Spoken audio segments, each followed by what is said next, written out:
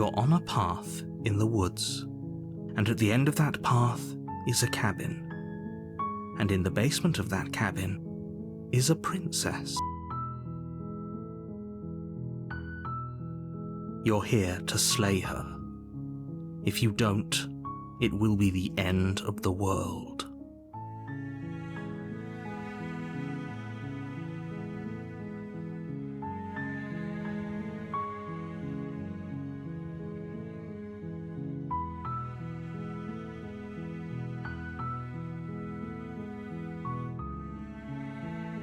Of course I haven't. Why would I even consider that? Nobody wants the world to end.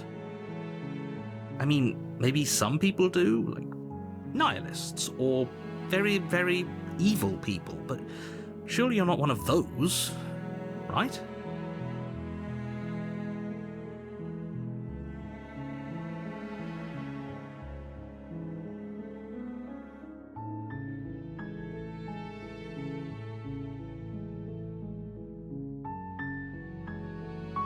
While I appreciate the mental exercise, we are running up against a bit of a ticking clock. Nevertheless, let me assure you, the princess is locked up because she's dangerous. She is not dangerous because she's locked up. And before you decide to waste even more of our time by asking how I know that, let me suggest a more pragmatic lens through which to view this situation.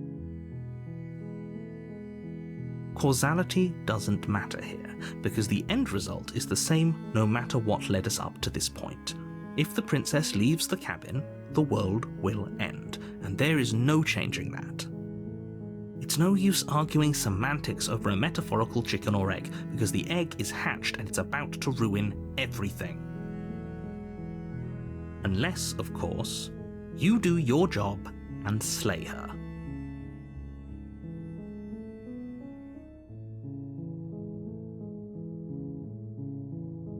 Does it? Are you a monarchist?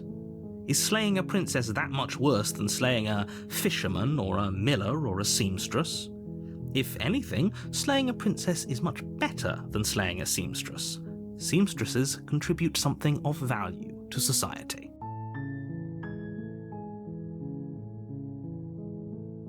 I'm talking about the end of everything as we know it.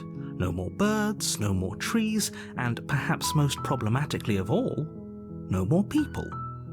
You have to put an end to her.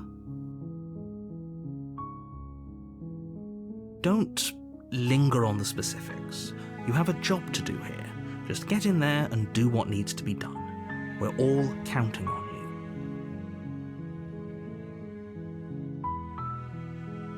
Oh, if only that were the case, but I don't make the rules. I have to say, I'm surprised at your reluctance thus far, but unfortunately for the both of us, you're the only one who can pull this off. Like I said, I don't make the rules, no matter how much I wish I did.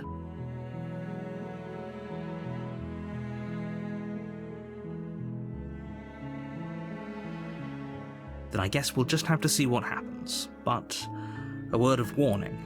If you go in prepared to hear her out, she could easily trap you in her web of lies, and the more you listen to her honeyed words, the harder it'll be to pull yourself out. Then each and every one of us is doomed. So sure, go, talk to her, see how that turns out for all of us. You make your way up the short path to the cabin. You'll find the princess within. We're not going to go through with this, right? She's a princess. We're supposed to save princesses, not slay them. Ignore him. He doesn't know what he's talking about.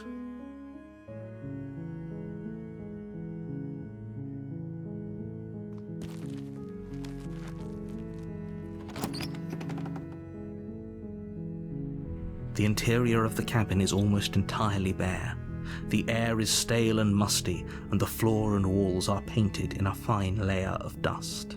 The only furniture of note is a plain wooden table. Perched on that table is a pristine blade. The blade is your implement. You'll need it if you want to do this right.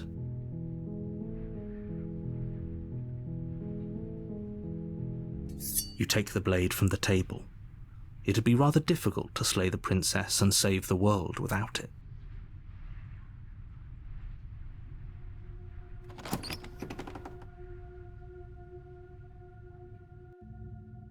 The door to the basement creaks open, revealing a staircase faintly illuminated by an unseen light in the room below.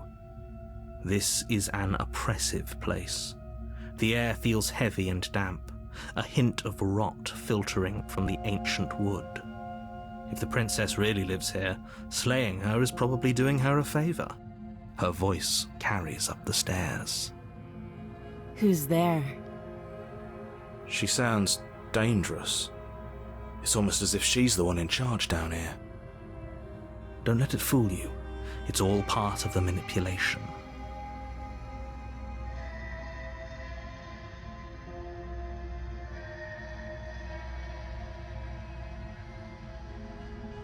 Oh, it's been so long since anyone's come down here. I was starting to think they'd forgotten about me.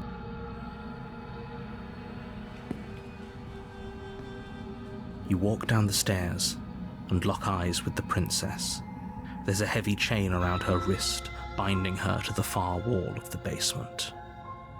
She's so coldly beautiful. Is she really a threat to the world? Focus on the task at hand. And there you are. Are you here to kill me or something?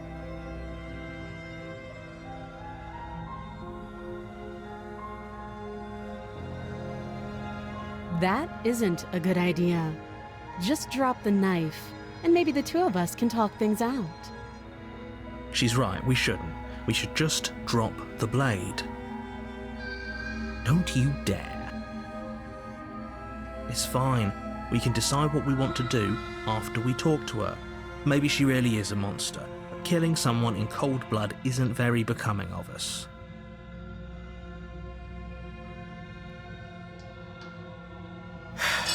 The blade tumbles out of your trembling hands and drops to the floor with an unceremonious clang.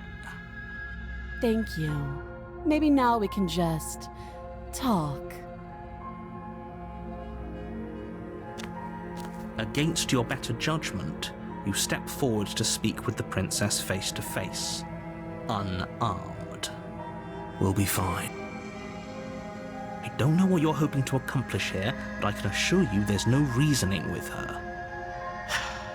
Just make sure you don't forget about the blade on the floor. You're going to need it. So here we are. What an awkward start to a relationship.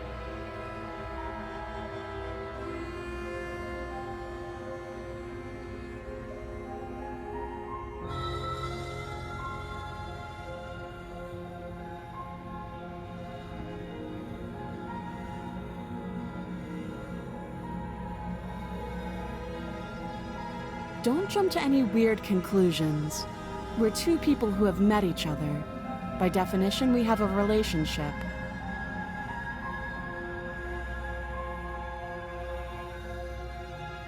You can't. Don't bother. I'm guessing you don't have the key then. I'm sure there's a key somewhere around here, and if there isn't... well, we can always put that knife to good use. Her sharp eyes settle on the edge of the blade. She isn't suggesting what I think she's suggesting, right? She is. I'm sure of it.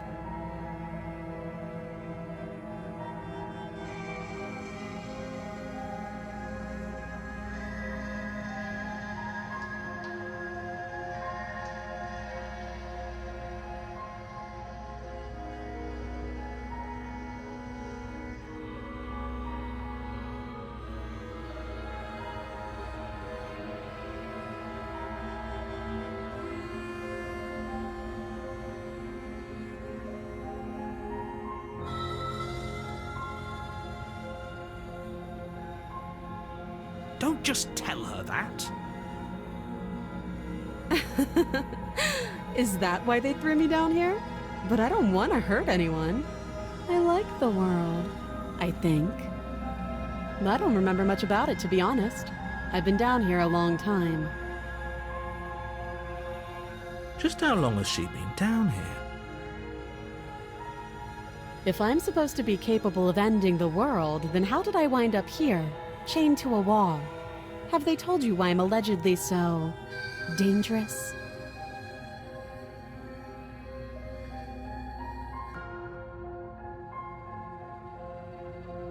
The princess hesitates before responding.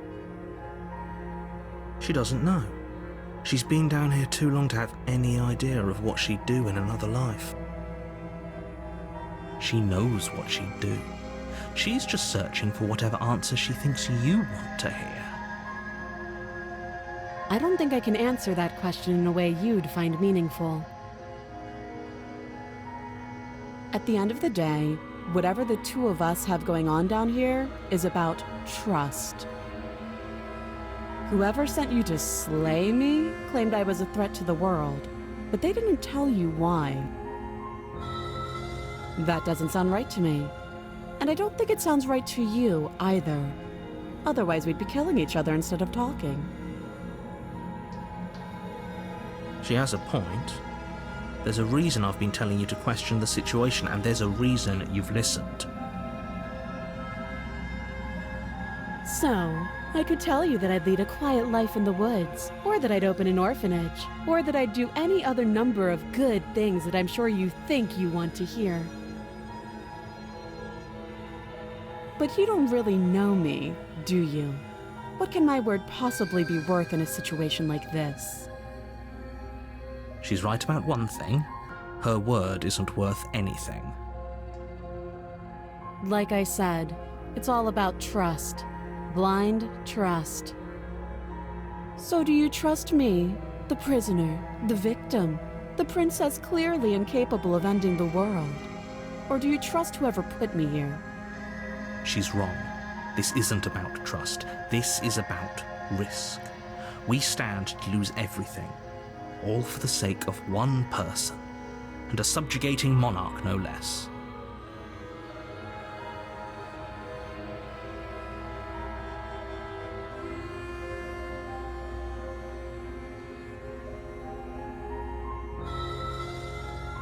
Too long. Again, she offers no specifics. No matter how hard you try, you'll never get a straight answer out of her.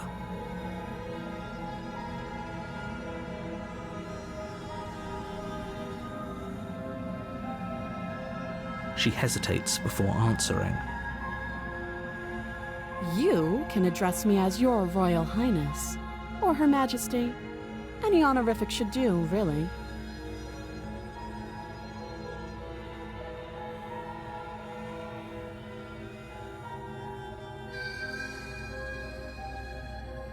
Oh, have you decided what to do with me? You know why you're here.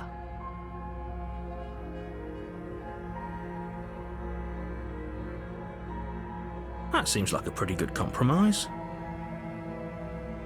Leaving her alive is too risky. If you don't deal with her soon, she will find a way out. One way or another, I'm going to find a way out of here. You can make it easier for both of us if you help. And if you don't, I can promise that you'll come to regret that decision. You have to make a choice. Let's hope for all our sakes it's the right one.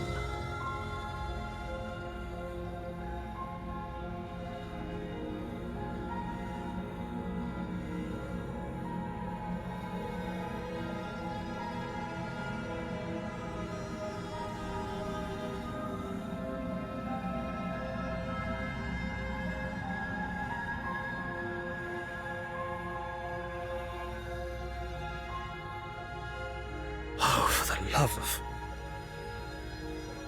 Good. I'm glad you've come to your senses. You're making a huge mistake. No, you're doing the right thing. You walk up to the chains binding the princess to the wall and give them a tug. They're large and heavy, far too solid for you to even imagine trying to break them apart. If you don't have the key, maybe you should go looking for it. I'm sure it's somewhere upstairs. Doubtful. Whoever locked the princess away down here intended for her to never see the light of day. They wouldn't have just left the key to her chains somewhere in the cabin.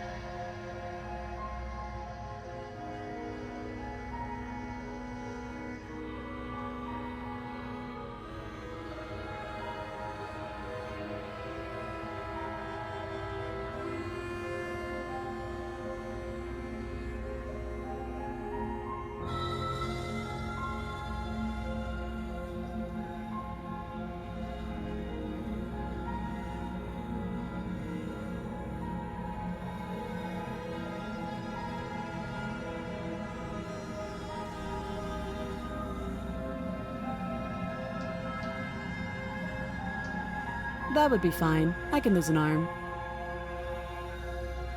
She speaks with almost complete nonchalance. If we were stuck down here for long enough, I'm sure we'd be nonchalant about cutting our way out. Anything to finally be free. You attempt to make your way out of the basement, but the door at the top of the stairs slams shut.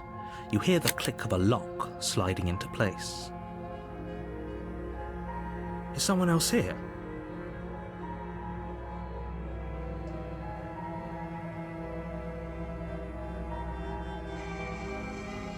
You try the door, but it's locked from the outside.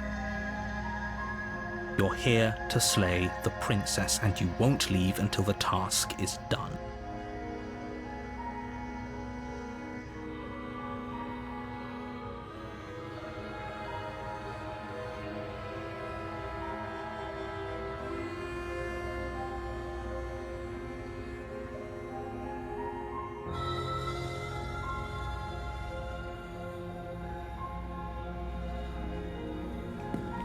You make your way back to the bottom of the stairs. This would have been so much easier if you'd simply slain her like you were supposed to. Easier for whom? Easier for everyone. I heard the door slam. They locked you down here too, didn't they? The knife. Pick it up and cut me out of here. You won't like what happens if you do that.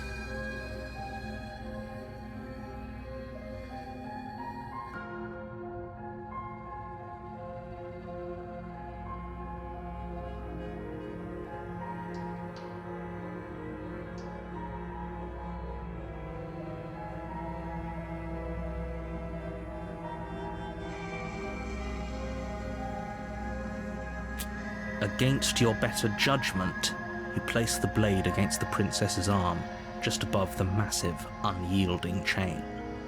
You cut into her flesh. The blade is sharp, and you make quick work of it. Before long, you're able to crack through bone, and she pulls the bleeding stub of her arm through the iron gauntlet. She didn't so much as utter a sound. Free from her bindings, the princess turns to face you, her fierce gaze meeting your eye. How is she so composed after losing an arm? It's like she isn't even bothered by it. Thank you. Now let's get out of here.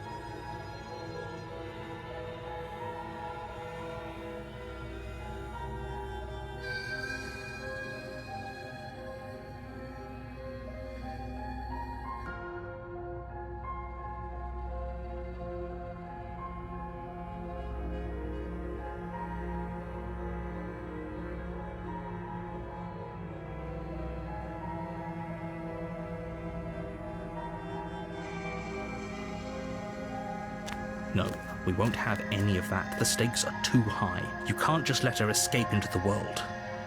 No, I just can't let her escape into the world.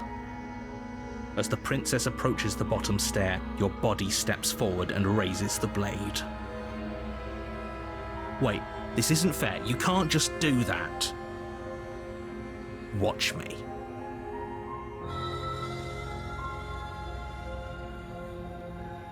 You bring the blade down and plunge it into the princess's back. Finally. Okay. There's no going back now. Though the blade left a deep gash in her shoulder, she barely so much as flinches, turning around to stare at you incredulously. Are you serious? I don't know what came over you, but if we're doing this, I guess I'll have to kill you. Do you think I need both of my arms to do that? I can beat you to death with one. But I don't have to tell you that. I'll go ahead and show you.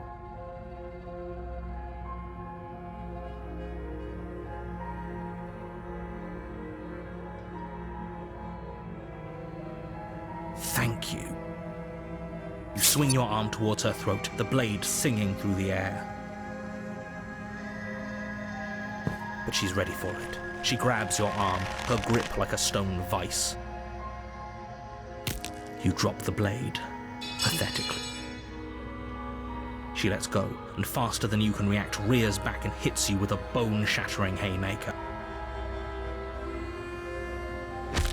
There's a ringing in your ears. You're fairly certain you can feel bone grinding against bone where she fractured your jaw, but your body isn't allowing you to feel much right now, adrenaline coursing through your system and numbing your nerves.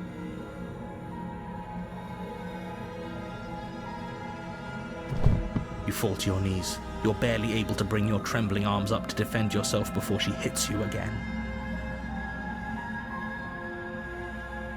Every blow is as punishing as the first.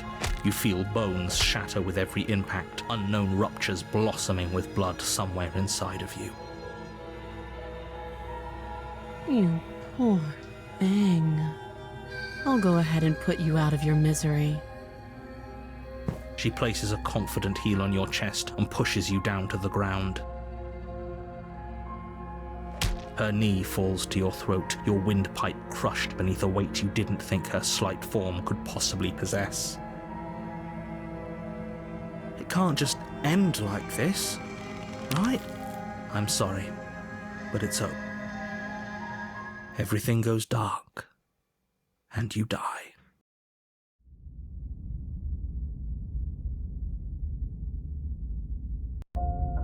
You're on a path in the woods, and at the end of that path is a cabin. And in the basement of that cabin is a princess. You're here to slay her. If you don't, it will be the end of the world.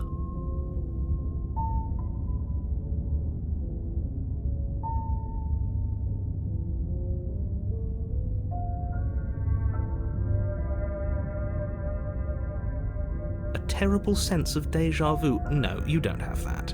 This is the first time either of us have been here. If he doesn't remember what happened, then maybe it's best to keep it that way. You know I can hear you, right? It's going to be a lot harder than you think to keep secrets from me. What does it matter what he knows? There's nothing we can do to stop her. She's just going to kill us again. She is not going to kill you unless you let her, but slaying the princess and saving the world is going to be much more difficult than it has to be if you spend the whole time second-guessing yourself.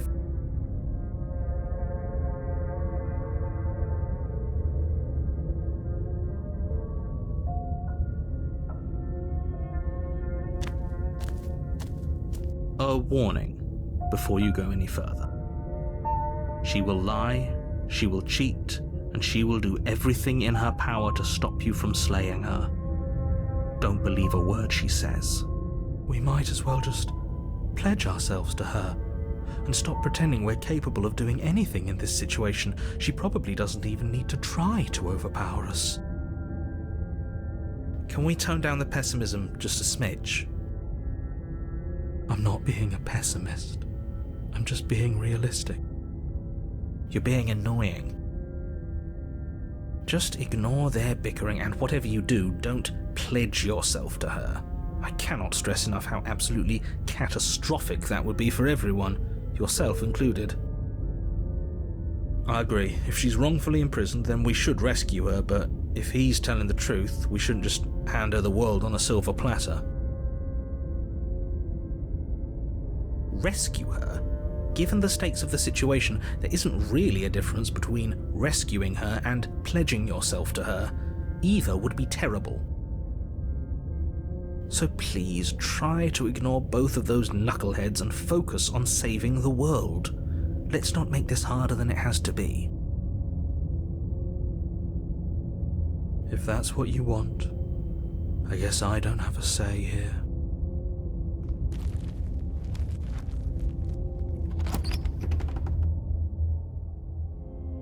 The interior of the cabin is larger and more grandiose than its humble exterior would suggest.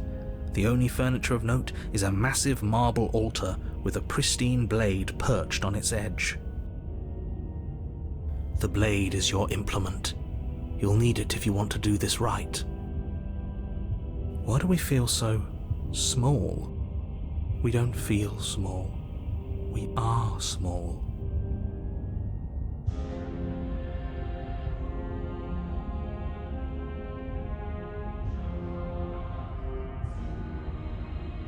You take the blade from the altar.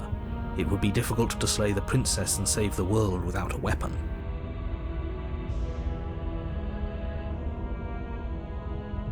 That's because there isn't a mirror. There's the altar, the blade sitting on the altar, and the door to the basement. There's nothing else in here. There's definitely a mirror. There isn't. Who cares if there's a mirror? We're all going to die anyway, and I'm sure that if we looked in there, we'd just see something sad and miserable looking back at us. We don't need any reminders of what we are. It would only make things worse. For the last time, you're not going to die unless you let it happen. And luckily for you, there isn't a mirror, so no one needs to worry about confronting a grisly visage any time in the near future. Though, for what it's worth, if there were a mirror, I'm sure that you wouldn't find anything sad or miserable in it looking back at you. You probably look perfectly normal. Probably. Do you not know what we look like? He knows. He just doesn't have the heart to tell us.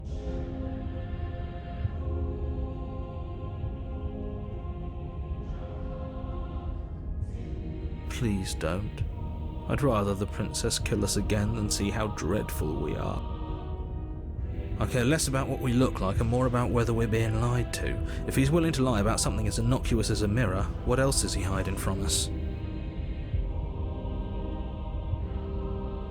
I'm not lying to you. Use your eyes. There is no mirror. Why would I lie about something so meaningless? What good would it even do? You walk up to the wall next to the basement door. It's a wall. There isn't much to see here. This really isn't funny.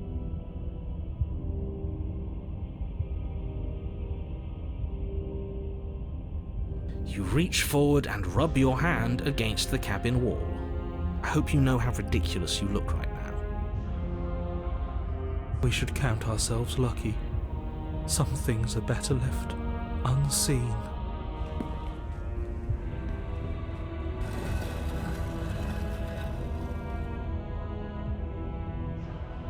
The door to the basement creaks open, revealing a spiral staircase, its steps almost as deep as you are tall. The smell of incense drifts up from below. For a moment, you almost feel at ease.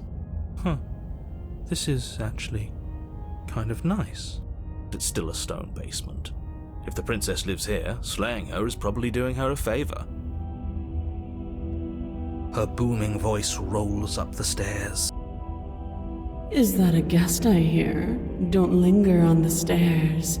Come down and witness me. You weren't kidding when you said it was booming. She wasn't like this last time. We need to get down there. She wants us to see her. We need to see her. Should we be worried about your sudden change in attitude? Just a few minutes ago you were going on about how pointless everything was. Now you want to go down there. It doesn't matter what that little voice says. He's not the one making the decisions. Though if his ramblings get you to the princess, they get you to the princess.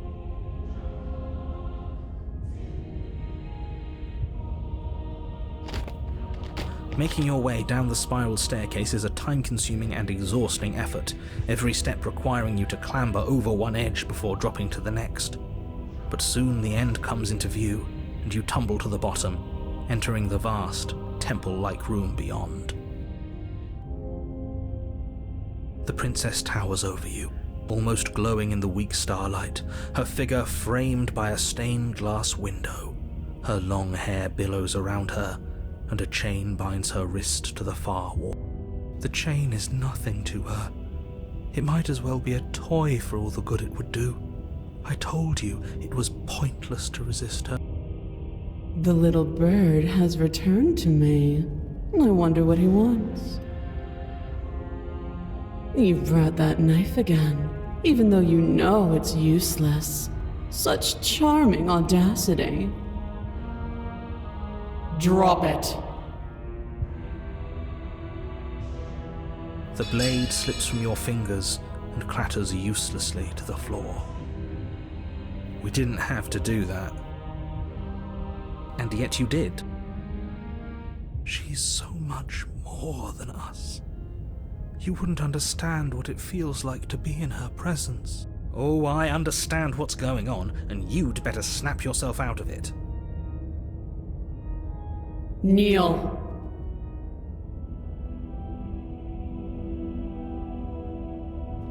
On her command, you fall to the floor, knees painfully connecting with hard stone.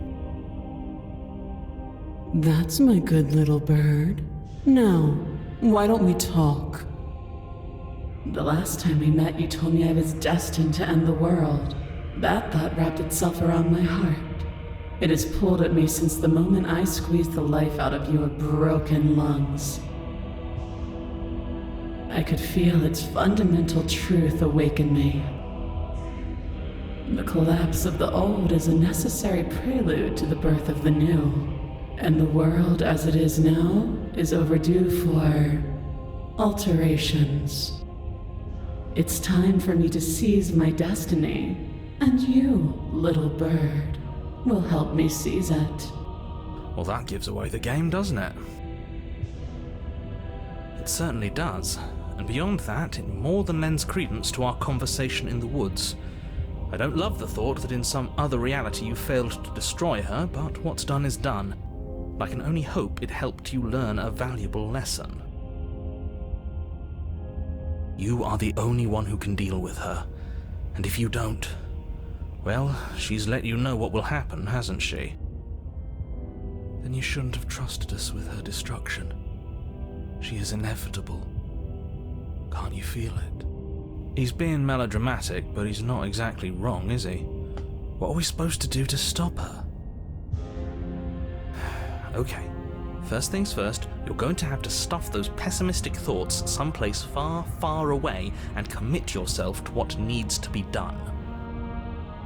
The stakes of the situation should be perfectly clear to everyone now.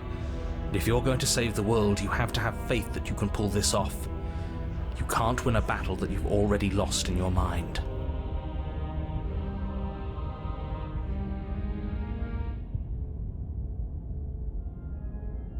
This isn't about desire.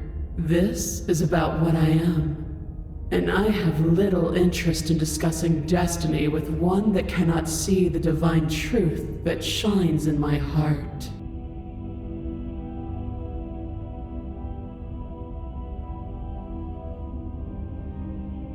I say, perhaps you need another lesson in submitting to your betters. Pick up that needle. Do it. It's what she wants. No objections here. I don't know what she's planning, and I don't like that we don't know what she's planning, but we might as well pick up the blade. As your eye falls on the blade, you feel a weight. Some divine hand that sits unperceived by your senses, but that manages to push you towards its desires like an unseen puppeteer. You reach forward and grasp the blade. Stand! This one's easy. See? This isn't so bad. Okay, yeah. We can do that. We were probably going to stand anyway.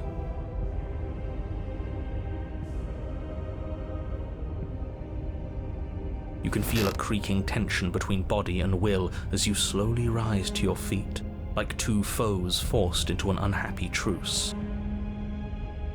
The princess eyes you with soft contemplation.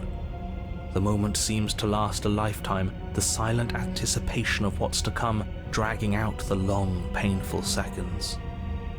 But all silences are broken eventually. To defy me is to claim we stand on level ground. We do not. You are quiet shadow, while I am brilliant radiance. Take that knife in your hand and slit your throat. What? You don't have to listen to her.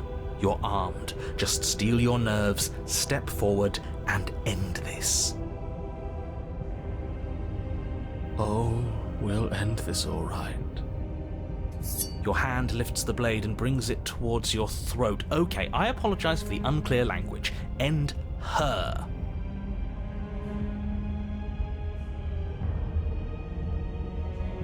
No, you can't just slay yourself. You're perfectly healthy and capable, and all you have to do is ignore her and do what has to be done. The blade and the hand that wields it remain firmly locked in place until you change your mind and decide to do literally anything else. Look at you quaking against my will. An ant defying a god. It's pointless to resist. In the end, everything submits to oblivion. But you're not the one resisting me, are you? There's something else in there. Is that a person? No, it used to be a person.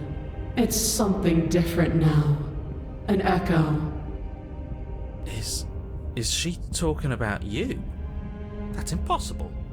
She's not supposed to be able to interact with me. You're a small one, aren't you? A shriveling little worm stretched beyond its limits, trying to control things that it can't understand. No. What are you talking about? I don't care what you are. You're mine.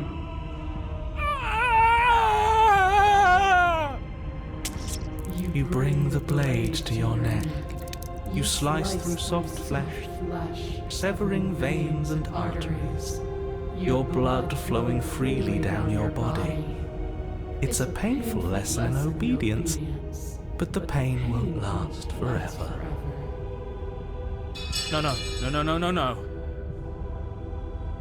When I see you again, you'll free me from my chains and deliver me to the destiny that lies beyond this place. We will. I promise. I know you will.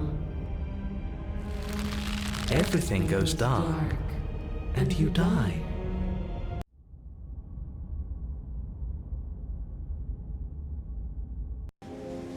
You're on a path in the woods, and at the end of that path... Oh, let me guess, and at the end of the path is a cabin! Excuse me? Come on, man. We can see it right in front of us. And besides, we've been here 5 times already? I think this is 3. Who cares? The woods are always the worst part anyway. Nothing ever happens in them. I care. Every single time you've been here, it means an entire other reality has been damned to oblivion. One reality is already an incalculable loss, and there is a massive difference between 3 and 5. Feels like the numbers getting thrown around here are too big not to be abstract. Numbers like 5. Numbers like entire realities. At the end of the day, it's all just silly, isn't it? None of us can count to a whole reality, and he's asking us to think about the difference between 3 and 5. You're already starting to lose the thread. Just because you can't personally sum up the contents of an entire reality doesn't mean that the people inhabiting it don't contain moral value. If you have any sense of ethics left in there, if you have any moral compass, please, you have to stop her. Don't you get it? Might makes right, and she didn't even have to touch us last time to prove her power. So what? Just because she made us kill ourselves, we're supposed to submit to her authority without question? I knew when to surrender to our better. You would have lost eventually anyway, and it would only have made her angry. It would only have made things worse for all of us. Oh, for the love of... Can you all please just get on with it? You're not making this any easier for yourselves. Do we even have agency right now? We either do what she wants, or we do what he wants. Either way, we're listening to somebody. Please, nothing in life is a binary. Obviously, we find a third choice that nobody wants. You all talk about choices and freedom, but there is no choice when it comes to the will of a god. I'm going to cut you off right there. She is not a god, and the more times you fail, the harder it becomes for you to succeed. But the fact that you're still here means you still have a chance to pull this off. So, princess, dangerous, cabin, slay, now.